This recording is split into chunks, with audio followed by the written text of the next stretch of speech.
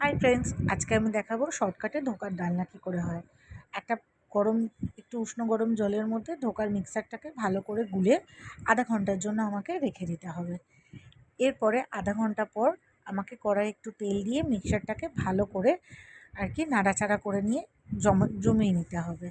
এই যে যখন একেবারে হয়ে যাবে তখন একটা প্লেটের মধ্যে তেল মাখিয়ে সেই মিক্সারটাকে দিয়ে ভালো করে স্প্রেড করে নিতে হবে, দিয়ে ধোকার আকারে কেটে নিতে হবে।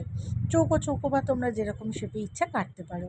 এরপর গরম তেলের মধ্যে সেই ধোকাগুলোকে দিতে হবে একে একে, দিয়ে ভালো করে ভেজে নিতে হবে।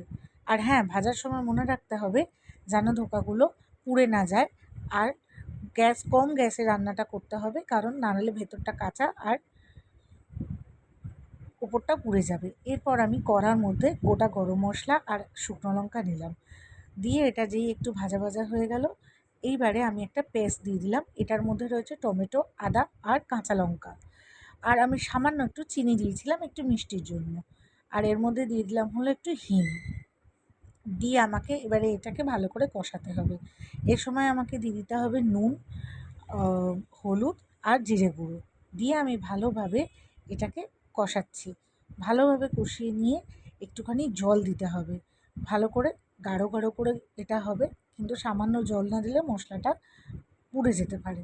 তো ভালো করে যখন মশলাটা কষে আসবে, 1 চামচ ঘি আর একটু গরম মশলা দিয়ে আমাকে এটা নাড়াচাড়া করতে হবে।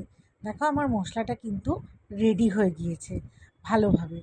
এইবারে একটা প্লেটের মধ্যে ভালো করে ধোকাগুলোকে সাজিয়ে নিতে হবে।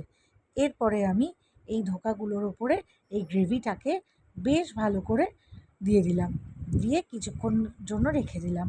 ব্যাস, আমার ধোকার ডালনা রেডি টু সার্ভ।